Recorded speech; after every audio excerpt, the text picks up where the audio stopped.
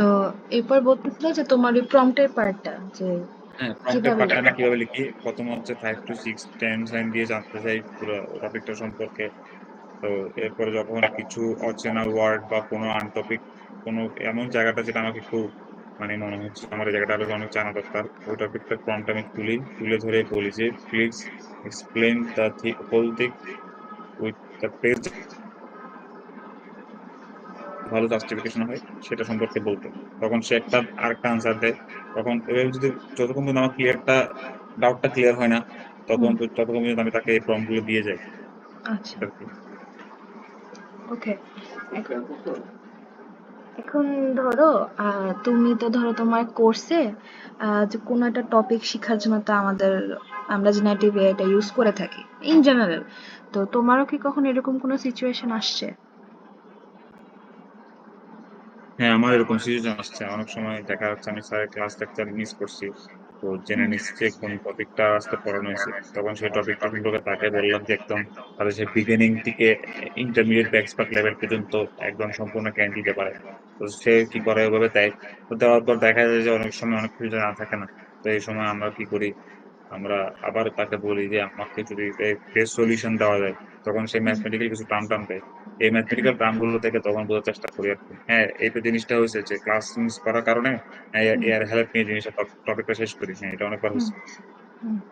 আমাকে একটু মানে একটু এক্সাম্পল দিতে পারবা যে তুমি কোন ধরনের টপিকটা তোমার ক্লাসের তুমি এটা শেখার জন্য আসছিলা জেনারেটিভ এআই এর কাছে, ধরো রিসেন্ট টাইমে যদি চিন্তা করি। আচ্ছা, রিসেন্টলি আমাদের একটা কোর্স ছিল হচ্ছে কম্পিউটার সিকিউরিটি, সেখানে একটা ভাস্ট পার্ট ছিল হচ্ছে ক্রিপ্টোগ্রাফি। তো হুম, ক্রিপ্টোগ্রাফির যে ম্যাথমেটিক্যাল পার্ট গুলো ছিল এনক্রিপশন, ডিসক্রিপশনের, আমি এগুলো অসুস্থতার কারণে ক্লাস মিস করি। তো আমি হুম, এরপরে হচ্ছে ChatGPT এর কাছে আসি। বলি যে আমাকে ক্রিপ্টোগ্রাফির একদম শুরু থেকে জা জানানোর জন্য। তখন সে কি করে আমাকে জানানো শুরু করে। তখন আমার অনেকগুলো যখন লেখালেখি হয়ে যায় তখন এতগুলো পড়ার ধৈর্য থাকে না। এরপরে করছি কি, ক্লাসের যে স্লাইড গুলো ছিল স্লাইড গুলো তাকে দিছি। এই স্লাইড হুম, গুলো এনালাইসিস করে আমাকে সুন্দর করে প্রত্যেকটা টপিকের জন্য নোট করে দিছে। তখন আমি সেখান থেকে ডাউট গুলো ক্লিয়ার করে এটা বুঝে হুম, নিছি। ওকে, ওকে। তো এখন যদি ধরো আমি তোমাকে মাত্র যে টাস্কটা করতে দিছিলাম এটাতে যদি আবার যাই, তে ধরো এইখানে তুমি যে জেনারেটিভ এআইটার সাথে ইন্টারাকশন করে যেটা টপিক শেখার চেষ্টা করলে, দেন একটা প্রবলেম সলভিং এর পার্টে গেলা, এই হোল এক্সপিরিয়েন্সটা তোমার কেমন ছিল? হ্যাঁ, হোল এক্সপেরিয়েন্স ছিল যে ফার্স্ট এ যে কোডটা ছিল, হুম, ফার্স্ট হচ্ছে মানে এক্সপ্লেনেশন পার্ট ছিল। এক্সপ্লেনেশন পার্ট গুলো তাকে দেওয়ার পরে সে ডাউট ক্লিয়ার করতে পারছে। যেহেতু আমার বিষয়গুলো সম্পর্কে আগে থেকে ধারণা ছিল। আমি দেখছি যে সে সঠিক জিনিসপত্র দিতে পারতেছে কিনা। এটা হুম, দেখলাম। এরপর হচ্ছে তাকে কোডিং পার্টটা দেওয়ার পরে বললাম যে জিনিসটা মানে সলভ করার আগে জিনিসটা বোঝানোর জন্য। তো দেখলাম হুম, সে ভালো মতো বোঝাতে পারছে। তো এরপরে তাকে কিছু চেঞ্জেস দিলাম, সে চেঞ্জেস গুলো করতে পারছে। হ্যাঁ, হুম, ওভারঅল সে কনসেপচুয়াল এবং কোডিং জার্নিটা খুব ভালোভাবে সলভ করছে। আমার জার্নিটা খুব ভালো ছিল। আচ্ছা। তো এখন ধরো তুমি বললা যে হচ্ছে ওকে তুমি ফার্স্টে ওই প্রবলেমটা বুঝাইতে বলছো তোমাকে, যে আচ্ছা প্রবলেমটা অ্যাকচুয়ালি কি চাইছে আমাকে বুঝাই দাও। তো এখন বুঝার পর তো তুমি হচ্ছে সলভটা ওকেই আবার করতে বলো, তুমি এটা নিজে কেন করলা না?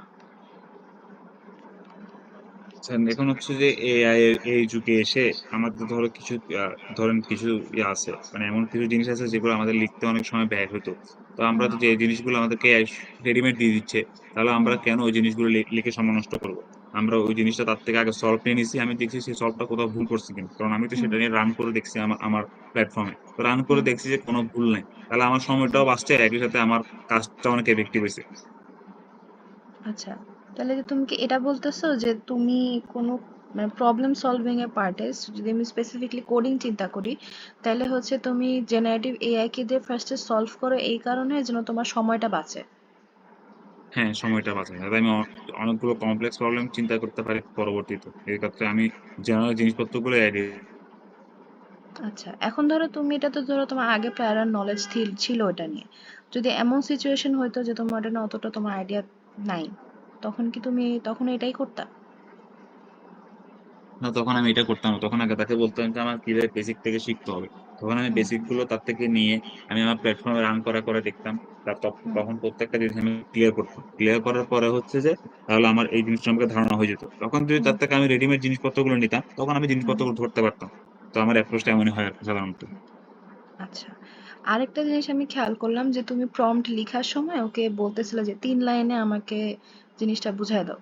তো এই যে 3 লাইনে যে তোমাকে পরবর্তীতে অ্যান্সারটা দেয়, ওটা কি এফেক্টিভ হয় তোমার জন্য? হ্যাঁ, সেটা আমি তাকে তখনই বলি যখন আমার ওই বিষয় সম্পর্কে ধারণা থাকে। এখন ধারণা কম থাকলে তখন হচ্ছে আমার পুরো জিনিসটা পড়া লাগে। এখন সেই ৩ লাইনের মধ্যে করলাম যেহেতু আমি বিষয় সম্পর্কে আগে থেকে ধারণা রাখি। তো হুম। তখনই আমি তাকে ৩ থেকে ১০ লাইনের ৩ থেকে ৪ লাইন বা ৫ থেকে ১০ লাইনের বাউন্ডারিটা দিয়ে দিই। তখন যখন আমি এই বিষয় সম্পর্কে ক্লিয়ার থাকি। সাধারণত যদি ক্লিয়ার না থাকে একদমই তখন আমি এই জিনিসটা দিই না। আচ্ছা। মানে তুমি জাস্ট এটা আইডিয়া যখন থাকে তখনই তুমি ওর কাছে ওভারভিউটা চাও। আর যদি আইডিয়া না থাকে তখন তুমি একদম ডিটেইল অ্যান্সারই দেখতে থাকো। জি, জি, জি। আচ্ছা। এখন ধরো যদি আমরা জেনারেটিভ এআই নিয়ে একটু একদম চিন্তা করি যে এই জেনারেটিভ এআই গুলো যা তুমি ইউজ করে থাকো, এগুলার কোন ফিচার গুলো বা অ্যাসপেক্ট গুলো তোমার ভালো লাগে? যেমন একটা অ্যাসপেক্ট হচ্ছে সে ছবি, পিডিএফ তারপর হচ্ছে এমএস ওয়ার্ড যেকোনো ধরনের ফাইল সে নিয়ে রিড করে পড়ে ওভারভিউ করতে পারে। এই জিনিসটা আমার খুব ভালো লাগে। দ্বিতীয়ত হচ্ছে সে হিস্ট্রিটার রেকর্ড রাখে। মানে 7 ডেজ হিস্টরি রেকর্ড রাখে। সেটা একটা অনেক ইফেক্টিভ জিনিস। আমার পরবর্তীতে কোনো জিনিস জানা লাগলে ওখানে হুম। ক্লিক করলেই জাস্ট হয়ে যায়।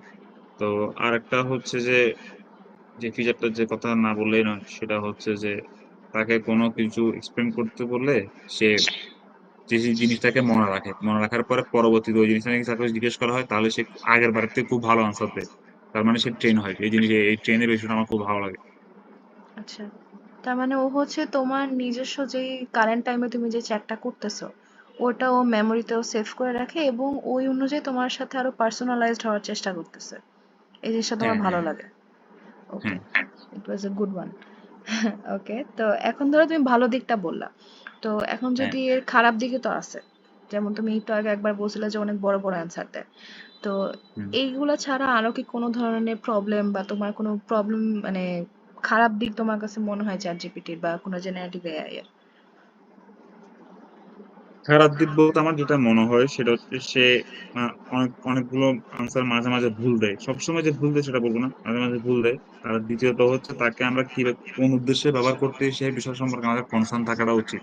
কারণ হুম। সবসময় ফুললি ডিপেন্ডেন্ট হয়ে যাওয়াটা ঠিক না। নিজের নলেজেরও একটা বিষয় আছে। নলেজ অন্য কিছু ঘেঁটে নিজের নলেজ বের করাটার মতো একটা জিনিস আছে। হুম। ফুললি ডিপেন্ড হয়ে না যায় এটা একটা জিনিস খারাপ দিক। আর হুম। দ্বিতীয়ত হচ্ছে সে মাঝে, মাঝে ভুল আনসার দেয়। কারণ ভুল আনসার হুম। গুলো জাস্টিফিকেশন করার সুযোগ কম থাকে। এটা একটা ওকে। খারাপ এই ২ টি খারাপ দিক আমি পাইছি। আচ্ছা।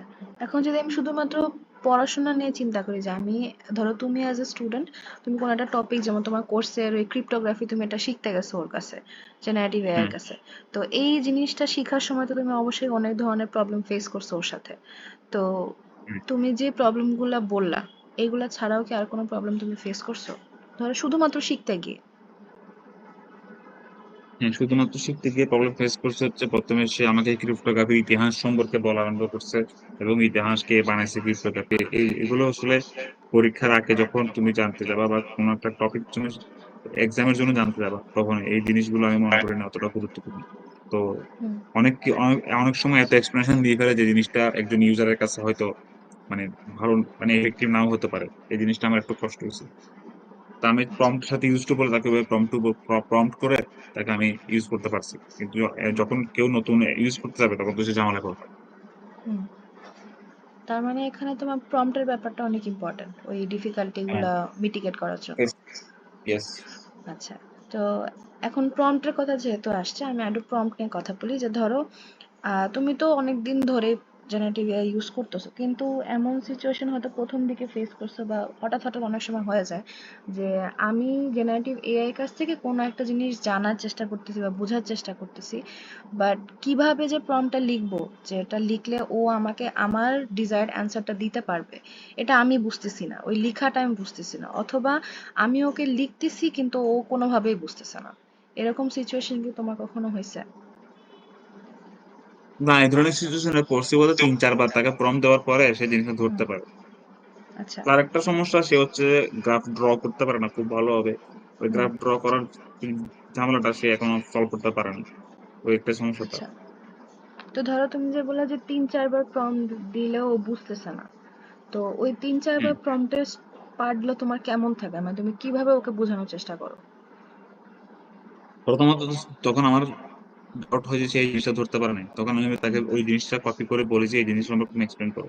এরপরও দেখতেছি সে ভালোভাবে বলতে পারছে না, তখন আমি তাকে বলি যে এই জায়গাটা তুমি ফোকাস করো, ফোকাস করে আমাকে বেস্ট সলিউশনটা দাও।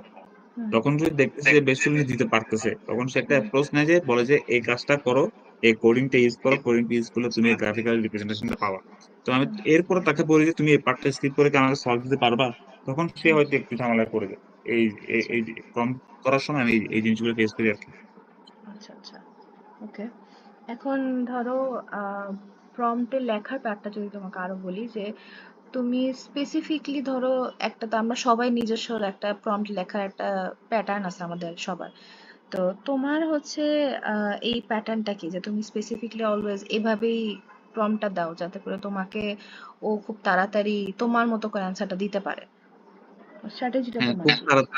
হ্যাঁ, খুব তাড়াতাড়ি আনসার লাগলে তাকে হচ্ছে যে আমার পুরা প্রশ্ন বা পুরা জিজ্ঞাসা থেকে যেটুকু পার্ট দরকার সেটা তুলে ধরি বলি যে আমাকে শর্টলি আনসার দেওয়ার জন্য। তো আমি শর্ট এর মধ্যে এই জিনিসটা বুঝতে পারি, এরকম প্রম্পট ইউজ করি। তখন সে হুম। ওইভাবে আনসার দেয়। তারপরে স্পেসিফিক কোনো পার্ট লাগলে ওই জিনিসটাই তাকে তুলে দেওয়া হয়। তখন সে দিতে পারে মোটামুটি। এটা আমার আচ্ছা, তার মানে তুমি মেনশন করে দাও যে আমাকে ছোট করে লিখে দিবা, যেটাই দাও না কেন। হ্যাঁ, তাহলে আমি ইন শর্ট ডেসক্রিপশন আমি জিনিসটা করতে পারি। ওকে, তো তার মানে তোমার কাছে সব ক্ষেত্রে টাইমটা অনেক বড় ম্যাটার।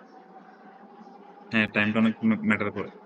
আচ্ছা, এখন প্রম্পট থেকে ধরো আমি যদি জেনারেটিভ এআই এর অ্যান্সার গুলো একটু চিন্তা করি, যে তুমি যে প্রম্পট গুলো দিতেছো, এখন আইদার ও তোমার মতো করে একদম তোমার ডিজায়ার্ড অ্যান্সারটা দিতে পারছে অথবা দিতে পারে নাই। তো এখন এই দিতে পারা বা না পারার জিনিসটা তো তুমি একটা ক্রাইটেরিয়ার উপর বেস করে তুমি এটা জাজ করতেছো। তো এই জাজমেন্টটা তোমার কোন কোন বেসিসে থাকে? যখন দেখি যে সে একটা জিনিসের আনসার দিতে গিয়ে অনেক তালগোল পাকায় গেছে, যেমন কোডিং পারো দিচ্ছে, এক্সপ্লেনেশন দিচ্ছে, গ্রাফিক্যাল রিপ্রেজেন্টেশন দেওয়ার চেষ্টা করতেছে, তখন তাকে বলি যে তুমি একটা জায়গায় ফোকাস করো, তাহলে তুমি আমাকে জিনিসটা ভালোভাবে সলভ এনে দিতে পারবা। তো এভাবে হুম আমি আসলে তাকে জাজ করি। আর দেখি যে না সে খুব ব্রিফলি সুন্দরভাবে একটা অ্যাপ্রোচ ফলো করে যাচ্ছে, তখন হুম বুঝতে পারি যে না ঠিক হয়েছে। ওখান থেকে কিছু অজানা থাকলে তাকে ওগুলো মেনশন করি। এগুলো আমি হুম। আগাই। তার মানে তোমার প্রম্পটের ও যদি একটা ফ্লো মেনটেন করে অ্যান্সার দেয় তখন তুমি ওটাকে একসেপ্ট করে থাকো। হ্যাঁ, তো এখন ফ্লো এর মধ্যে তো অনেক কিছুই থাকে, তো ওই ফ্লোটা তুমি কেমনে ধরতেছো? ফার্স্ট হলো তো সে আমাকে বলে যে তার একটা কোডিং পার্ট লাগবে আমার জিনিসটা সলভ করার জন্য। আমি দেখি হুম সেই কোডিং পার্টে কি কি লিখছে। তাহলে দেখি যে কোডিং পার্টটা যদি মনে হয় রিলিভেন্ট, তারপরে পরের পার্টে যায়। পরের পার্টে সে হুম কোডিং পার্টে কি কি আলোচনা করছে সেটা নিয়ে আবার ব্রিফলি আলোচনা করে। তখন হুম তার কোডিং পার্টটা আমার কাছে ক্লিয়ার হয়। দেন হুম হচ্ছে আমি বুঝতে পারি যে না সে একটা গুড অ্যাপ্রোচে গেছে। এরপরও যদি আমার কোনো কিছু ডাউট থাকে যেটা সে ক্লিয়ার করতে হুম পারতেছে না, তখন আমি টেক্সট বুক বা আমার ইন্টারনেট আরো অনেক সোর্স আছে, ওগুলো আমি হুম হেল্প নিয়ে থাকি। হুম। আচ্ছা, এখন ধরো তুমি একটু আগে বলতেছিলে যে কোডিং এর পার্টটা, যে তুমি কোনো একটা কোডিং এর প্রবলেম পাইলে তুমি জেনারেটিভ এআই এর হেল্প নাও। আইদার তুমি ওকে পুরো কোশ্চেনটা বুঝাই দিতে বলো যে কি বলতে চাইছে এটা বুঝাও, দেন হয়তো তুমি ওকে বলো আমাকে সলভ করে দাও। এখন ধরো হুম, যে তুমি একটা কোড নিজে থেকে ইমপ্লিমেন্ট করার চেষ্টা করতেছো, তো হ্যাঁ। এমনও তো সিচুয়েশন আসছে যে তুমি কোড নিজে করতেছো কিন্তু ওর সাথে সাথে মানে প্যারালালি তুমি জেনারেটিভ এআই এর হেল্পও নিচ্ছ। এরকম কি কখনো হয়েছে? হ্যাঁ, এরকম অনেক সময় হইছে। দেখা যাচ্ছে আমি একটা কোড ইমপ্লিমেন্ট করতেছি। বাট ওখানে হুম একটা এরর হইছে। এররটা আমি হুম কোনোভাবেই ধরতে পারছি না। তখন আমি তোকে হুম। যখন পুরো কোডটা কপি করে দিছি, তখন সে আমাকে স্পেসিফিক এররটা ধরেও দিছে এবং সাথে, সাথে সলভও করে দিছে। তো আচ্ছা সুতরাং এখন নিজে কোড করতে গেলে অবশ্যই জেনারেটিভ এআই এর হেল্প নেওয়া হয়। আচ্ছা, তো এখন ও যে তোমাকে হেল্পটা করতেছে, এখন একটা কোড লেখার সময় তো অনেকগুলা জিনিস আমাদের খেয়াল রাখতে হয়, যেমন ও সিনট্যাক্স ঠিক মতো লিখতেছে নাকি, ও ফাংশনালিটিস ঠিক মতো কল করতেছে নাকি, তারপর ও লজিক বিল্ডিং পার্টগুলো ঠিক মতো করতেছে নাকি, প্রবলেম সলভিং এর যে প্রবলেম মানে পার্টটা থাকে, যে ও যেটা চাইছে ওই ডিজায়ার্ড অ্যান্সারটাও বের করে আনতে পারছে।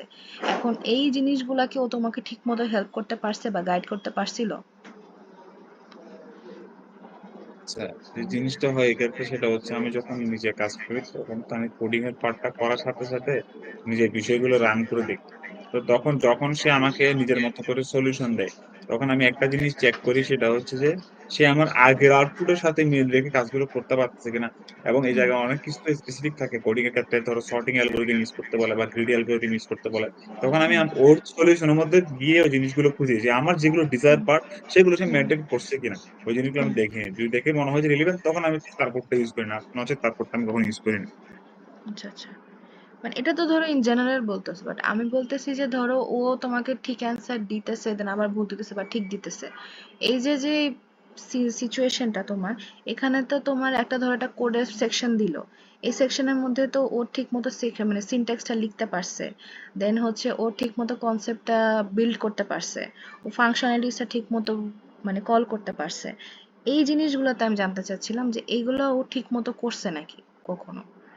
হ্যাঁ, এগুলো ঠিকমতো করছে কিনা বলতে, যখন সে আমাকে পুরো কোডটা দেয়, তখন সেটাকে আমি মোটামুটি পুরোটা দেখার চেষ্টা করি সে আসলে জিনিসগুলো হুম সলভ করতে পারছে। দেন আমি হচ্ছে হুম যে জায়গায় সলভ করছে তার কিছু পার্ট তো আমি হয়তো আমার কোডিং ইমপ্লিমেন্ট করছি। তখন আমি হুম সেগুলোকে রিপ্লেস করি। আমার কোডগুলোর জায়গায় তার কোডগুলো রিপ্লেস করি। দেখি সে ডিজায়ার আউটপুটটা আনতে পারছে কিনা। যদি সে সঠিক হুম লিখে থাকে, তাহলে তো হুম সে ডিজায়ার আউটপুটটা আনতে পারবে। এবং তার হুম পার্টে আমার যদি, তার গিভেন পার্টে আমার যদি কোনো কিছু অজানা থাকে, তখন আমি তাকে কি হুম করি?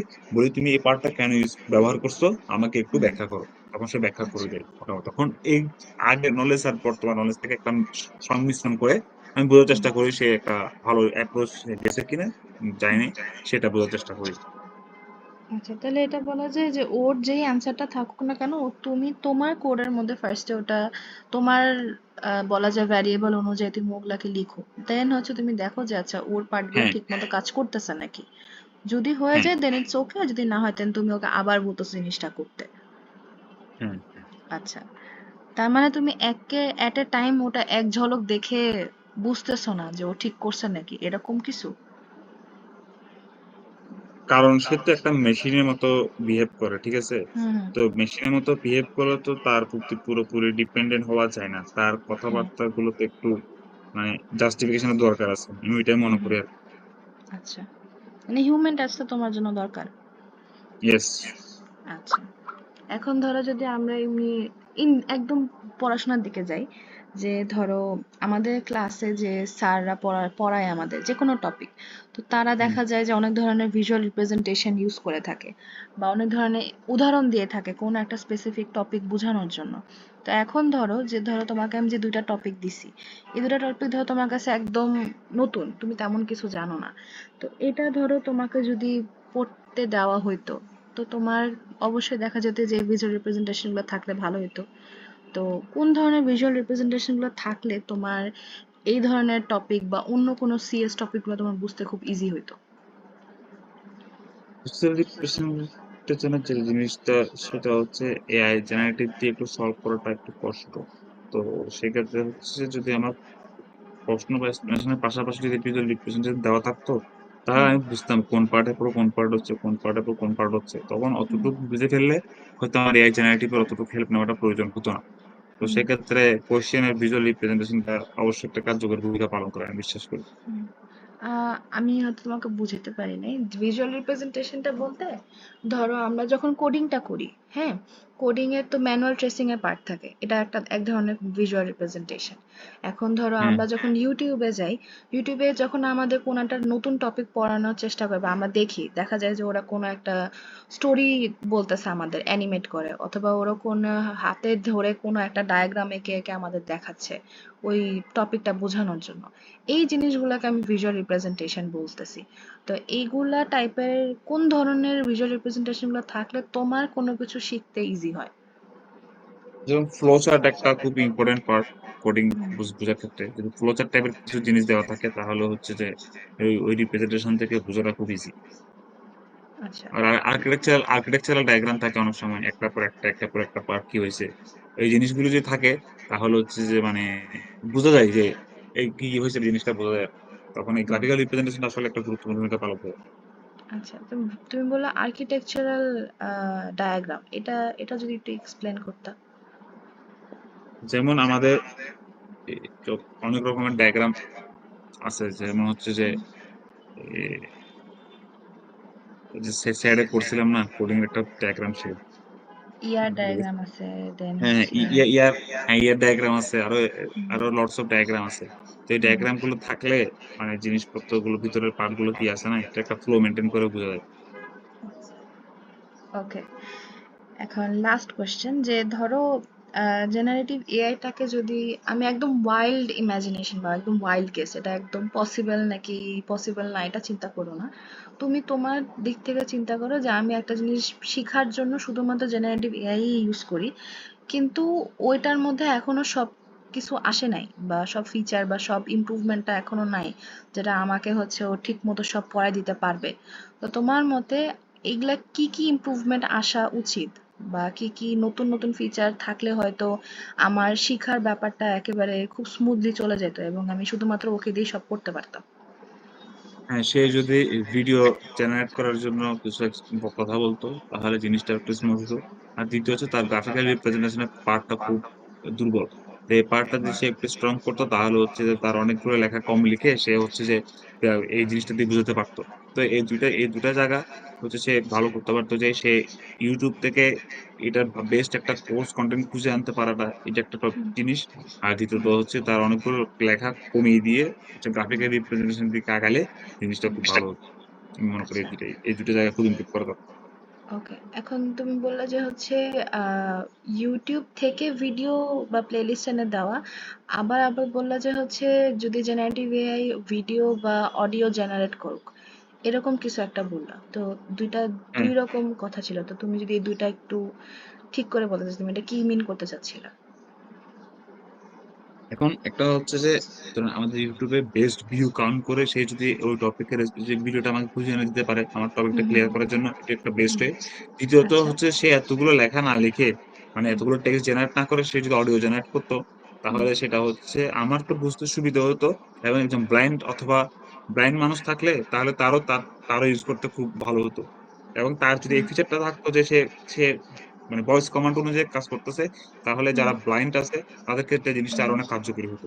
এটা একটা ও পার্থ। আর আচ্ছা, ওকে হ্যাঁ, ওকে, আর হ্যাঁ হ্যাঁ।